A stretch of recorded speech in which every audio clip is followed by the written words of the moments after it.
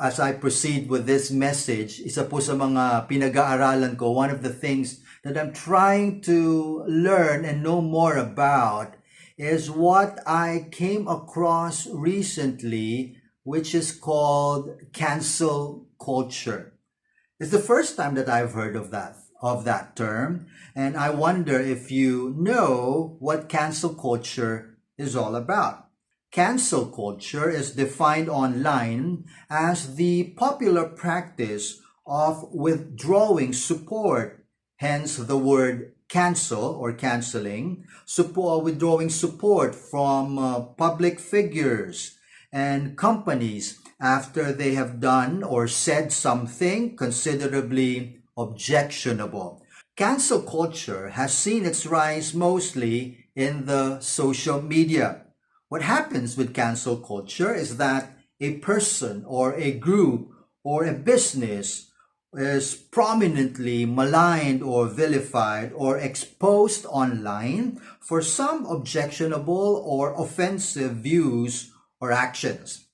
Let me give you some example. In some countries, Christians or churches or faith-related groups have become the focus of this cancel culture. Those that would reveal their stand on life or abortion or same-sex marriage or homosexuality or their political views can become the object or the victims of this cancel culture. So we would hear of people being forced to resign because of their Christian views, or businesses being forced to close, like restaurants or bake shops or flower shops or Christian schools, if not targeting those who support these people or entities so that they would be withdrawing their support from them. But it is not just the Christians that have become victims of cancel culture.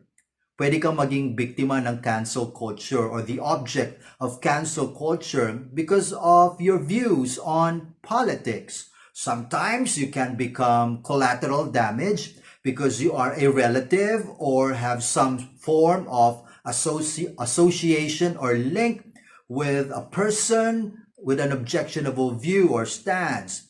Minsan naman, yung mga bagay na nagawa mo maraming panahon nang nakalipas ay mauungkat at ito'y maibabalik, and so there would be clamor from the people essentially wanting to cancel you out. And so you can be canceled because of a mistake. You can't be canceled because of an error. You can't be canceled because of a sin, be it recently or belonging to the distant past.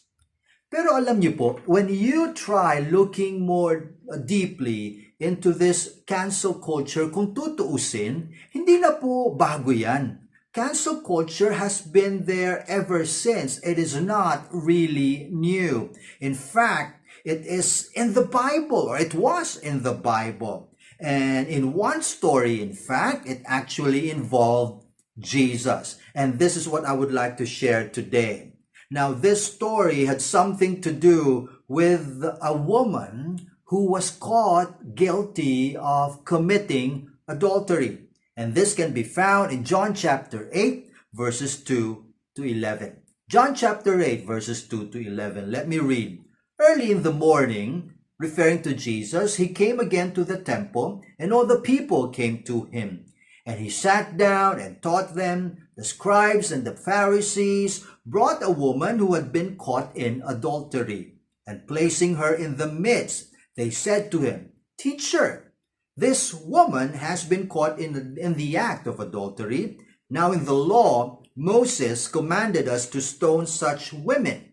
So what do you say? They asked Jesus. Now this they said to test him, that they might have some charge to bring against him. Jesus bent down and wrote with his finger on the ground. And as they continued to ask him, he stood up and said to them, Let him who is without sin among you be the first to throw a stone at her. And once more He bent down and wrote on the ground. Now, when they heard it, they went away one by one, beginning with the older ones. And Jesus was eventually left alone with the woman standing before him. Jesus then stood up and said to her, "Woman, where are they? Has no one condemned you?" And then she said, "No one, Lord." And Jesus said, "Neither do I. Neither do I condemn you. Go, and from now on, sin no more." This story revolved around a woman who was caught in adultery. She was guilty as charged. Now, Jewish law dictates that this kind of offense is punishable by death, by stoning. So this woman broke the law, lumabag siya sa batas, at sa kanilang batas dapat lamang na siya ay maparusahan. So the scribes and the Pharisees, the religious leaders of the land, brought the woman to Jesus as he was teaching in the temple. They wanted to test Jesus regarding this, that they may bring a charge against him. So these people, these religious leaders, they did not merely want to cancel out that woman. Oh, these people also desired to cancel out Jesus. So for these religious people or spiritual leaders, in their mind, the only way to treat these awful sinners was to cancel them out. And they also wanted to cancel Jesus out because he represented all that stood against them. Now, in a culture filled with condemnation of canceling, in a culture filled with writing off people and dismissing them, Jesus would do something that would shock the prevailing system or culture at that time. Ito po kasi yung ginawa ni Kristo. He addressed those who were wanting to stone to death the guilty woman. And Jesus gave them a response that would actually catch them off guard. Jesus would tell them, "Let him who is without sin among you be the first one to throw a stone at her." Now that statement hit those people that wanted to condemn the woman caught in adultery like a ton of bricks. It hit them right at their face. It stopped them right on their tracks. Napigilan sila, nahinto sila sa nais nilang gawin na parusahan ang babaeng yun. They could not avoid the simplicity with which Jesus answered them. So they could not do what they wanted to do to that woman, not because she was not guilty. No, she was guilty as charged. The people could not do so because Jesus made them realize that none of them had the moral right to cancel this woman out. Clearly, because none of them was without any sin. And so the people that wanted to put the woman away started retreating one by one, a clear admission that they too were sinners. And it did not matter how serious or small the sin was. The point was, or the point being, they therefore could not condemn nor cancel that woman out. When everyone had left, Jesus would ask the woman, "Where are they? Nasaan na sila yung mga nagko-condemn sa iyo? Where are they who were condemning you?" "They're gone," the woman said. Then Jesus added, "Neither do I condemn you. Go, sin no more." And so today, like in the time of Jesus Christ, in a world where it is so easy to get condemned or to condemn another person, that is, it's so easy to get canceled or to cancel anyone due to any reason, justified or otherwise, we hear of a story of an encounter with Jesus and the effect that Jesus can have. And so for today, I will be sharing the Jesus effect. Grace rises above cancellation. I love this story because this highlights the grace that Jesus brings with him. Grace keeps us from canceling anyone. When Jesus said, "Let anyone who is without sin cast the first stone," it was a statement that revealed we are all deserving to be canceled, actually, and that is the truth, because all of us are sinners. Grace, however, makes us realize that we are not any better than anybody, because all of us needed grace. It was something that we received that we did not deserve. And so we are no better than anybody. Even the one that we think deserves to be canceled, we are not any better than them. And look at Jesus Christ himself. Look at the people that he associated himself with. Now, he was accused of eating with drunkards, of gluttons, manginginom, mga malalakas kumain, and then he ate dinner with tax collectors, people who were well known for graft and corruption. Jesus spent time with them. He went to their homes and he spent time with them. He spent time with prostitutes. Jesus spent time with soldiers known for their rough and immoral lifestyle. And so the world around Jesus would be so immediate in canceling these. Jesus did not. Now that should speak to all of us today. Is there anyone in your life that you think deserves to be canceled? Why? And for what reason? And that person needs grace. And you also need that grace, because you are not in any better position than that person that you are thinking of right now. Now, grace also enables us to change. The woman was shocked by the grace that she received from Jesus Christ. Jesus, however, was very clear that this grace that was being extended to her, it should not be abused. Jesus said, "Neither do I condemn you." But then he added, "Go sin no more." Yes, the grace of God in Jesus Christ, nagbibigay po ito ng forgiveness, nagbibigay ito ng kapatawaran. The grace of God in Jesus Christ brings forgiveness and removes the condemnation that we sense or feel in our hearts. The grace of Jesus, however, does not condone sin. Grace enables us and empowers us to change toward a life that brought condemnation to a life that brings glory to God. Only the grace of God can do that. But grace also covers us from the impact of being canceled. Grace covers us from cancellation. If the law of the Jews were to be applied to the woman caught in adultery, kung i-apply po ang batas ng mga Hudyo at that time, it would be considered justifiable to stone her to death. And that's what the religious, the fanatic, overzealous religious leaders during the time of Jesus were pushing for.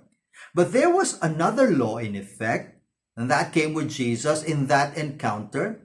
It was the law of grace. Grace rose above the law. The woman was so surprised that there was no one around to accuse her, to condemn her, to judge her, and to cancel her out. It was not the law, however, that could do that. Why? Because she was guilty. And what the law was required to do is to put into effect the powers of the law to those who are found guilty. Now, the woman knew that in her heart. Grace, however, has a way of surprising us. The shock that the woman felt nung na-realize niya na yung kanyang mga accusers ay nawala na. All her accusers were gone. And that should be the same feeling that we will have when we encounter grace. At that time, in the presence of Jesus, the woman became acquainted with grace. But do not be shocked if I tell you now that no sin is so deep that you are beyond the reach of the grace of God. You can be as surely as guilty as that woman caught in adultery. But the grace of God covers you from the condemnation and the cancellation that your sin can bring.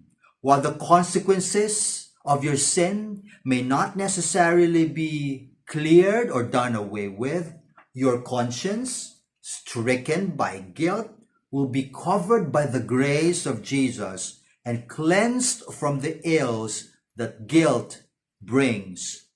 In this world that we live in, it is so easy to be canceled.